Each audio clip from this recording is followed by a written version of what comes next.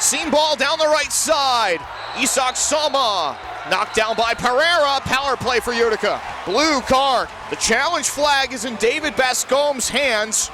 Ladies and gentlemen, welcome to another edition of Under Review, the most debated decisions in indoor soccer. My name is Phil Ivanko. That is the head of officials for the MASL, Ryan Sigich. And Ryan, we have a lighter show today, but something tells me a little Swami action. We're going to do some debating today. Let's do it, Phil.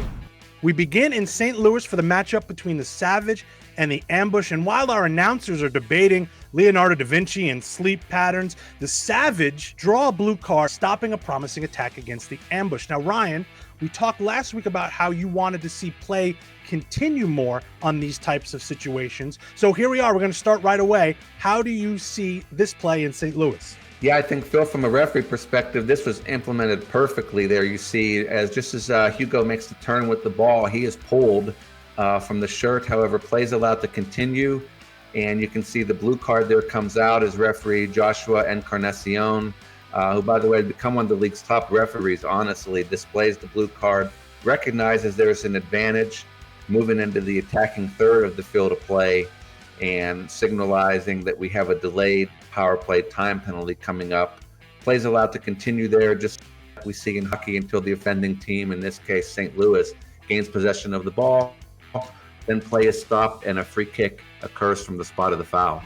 We head down to Mexico for the matchup between the Sockers and the Monterey Flash. Ryan, we've got another blue card for stopping a promising attack. This one on the Sockers. And Ryan, I think he tripped up his feet there. I think this is a good call. When we talk about promising attacks, we want to talk at speed and space. Those are the main two criteria when determining, did a foul stop a promising attack?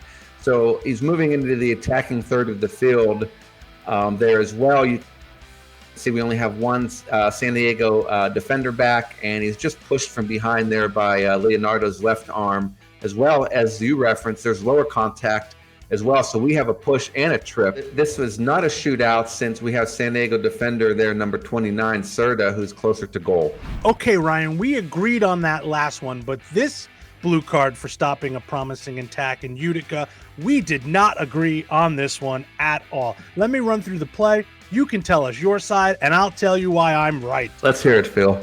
Second quarter, 5.5 minutes to play, game tied at 1, and Juan Pereira is called for this blue card on Isak Somov.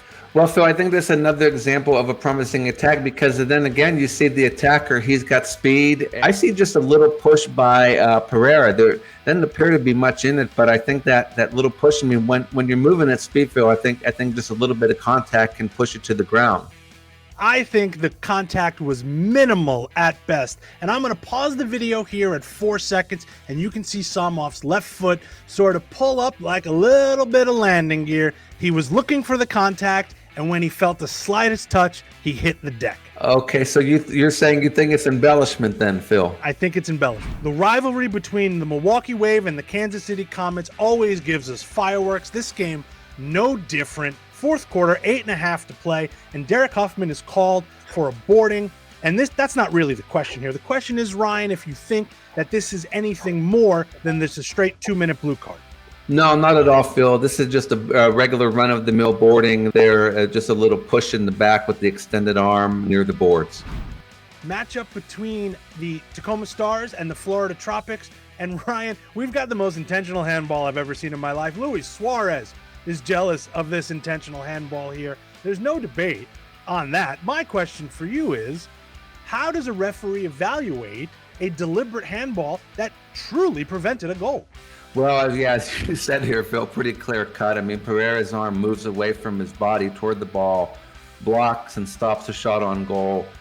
Blue card is immediately raised there by referee 6, Kadlesic. So this is a 2-minute power play penalty and a penalty kick, as it obviously denies an obvious goal-scoring opportunity. So, however, this is indoor soccer, so this is not a red card send-off as it would be outdoor. Okay, Ryan, one more from the Comets Wave game, and you wanted to talk about this 6th attacker rule. Willie B is not off the field yet his replacement is absolutely on. Yeah, Phil, great example here of a rule that probably a lot of people don't even know that is in the rules. It's Rule 3.6. So The goalkeeper, in this case, Willie B., who's substituting during dynamic play for a sixth attacker, does not have to be within his own touchline for that substitution to be made.